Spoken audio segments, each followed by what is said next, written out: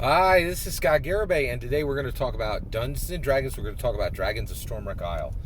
In my humble opinion, Dragons of Stormwreck Isle contains a secret adventure. It's carried through the art, not through the text. This is the first time this has ever happened in Dungeons and Dragons, in my humble opinion. Additionally, in my humble opinion, the Dragons of Stormwreck Isle contains 9 specific images that highlight and include and show the 1980s Dungeons and Dragons Saturday morning cartoon protagonists. All right, this content is part of a playlist. You should watch it in the order it appears in the playlist for full context.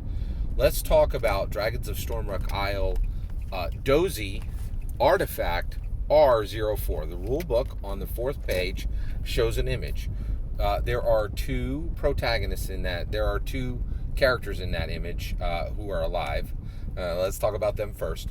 It's Eric and it's Alina the cleric. They have been adventuring together. We know that from multiple images that show Eric and Alina adventuring together, and they're very comfortable adventuring together. So what happens here? So where do we land, right? So what are they doing? First of all, Alina, in this image, Alina the cleric is very clearly, Alina the cleric is turning undead, right? So she's repelling a group of 8 skeletons. You could see 8 clear skeletons. All right, so now let's talk about the skeletons. And so Alina is turning undead, and Eric the Cavalier has his sword and board up, and he's defending against these skeletons. But you can also see he's very carefully not striking one skeleton in particular. So let's talk about that one skeleton. So there are 8 skeletons here, right? I think 7 of them. So this image is, in my humble opinion, is clearly in Ravenloft. Okay, and so basically, Alina the cleric and Eric the Cavalier have traveled to Ravenloft. Now, why have they done this?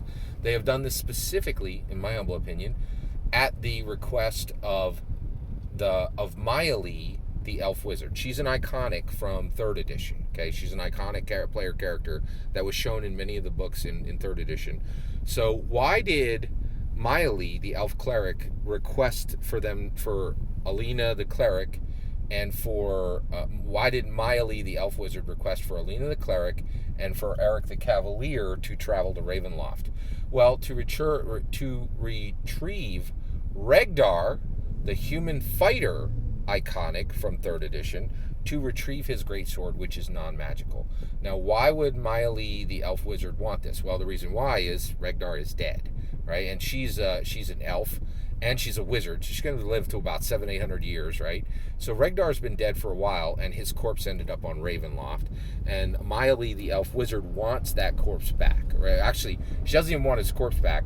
She wants him to have gentle repose, and she also, to honor him, she wants his greatsword. Okay, so in my humble opinion, it's pretty clear that Alina the cleric and Eric the Cavalier have been tasked to retrieve Regdar, the human fighter iconic's sword, his greatsword. Okay, so at this point, Alina the cleric and Eric the Cavalier go to do this. Now, why would they do this for Miley? Well, what you're seeing in each of these images is all of this is a drumbeat to Sheila returning to Earth. And in order for Sheila to return to Earth, they need a controlled portal, right? So the 1980s D&D Saturday morning cartoon characters, they need a controlled portal. And they're going to need a lot of power to do that, right? And Miley, the elf wizard, is exactly the kind of wizard that's going to be able to assist with getting that done. And getting it done permanently, because they've opened this portal literally They've opened this portal literally a dozen times and never went through it.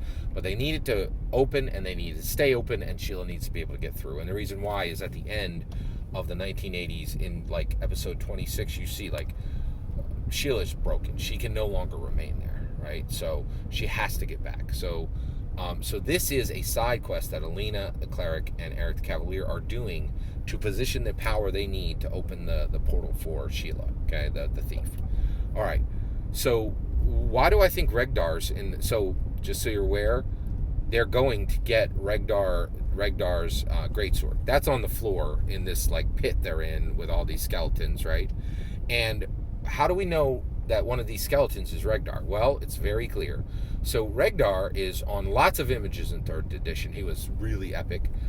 But in the 3rd edition D&D Basic Rules box set that came out in 2004, you will see Regdar fighting an adult black dragon.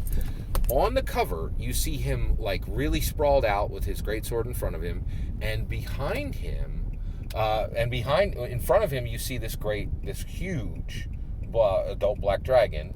And huge is not. I'm sorry. I think they're colossal, or are they gargantuan? No, they're colossal, right? And so, this great dragon, right? This adult black dragon has his black barbed tail whipping around to hit Regdar in the back of the head. Okay, and so it's a, you could see how much danger Regdar is in, right? But you also see that he has the way he's splayed out, he has no ability to guard against this dragon's tail attack, right? If you look at the dragon's tail on the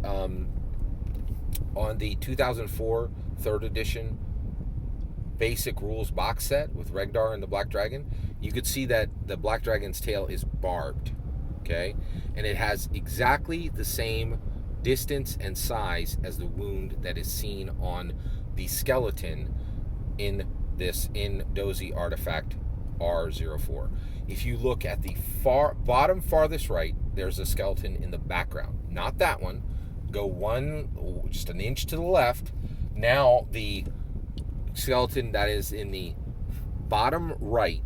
farthest bottom right in the foreground has a wound on the back of his skull that matches exactly the wound that is shown to be about to be received on the 2004 Dungeons & Dragons Rules box set. So that is Regdar, and Alina the Cleric and Eric the Cavalier are there to get his greatsword for Miley to bind her to helping them to open the portal. That's everything that's in that image, in my humble opinion. What do you think? I'd love to hear your thoughts. Let me know in the comments below. Please consider liking and subscribing, and have a wonderful millennium.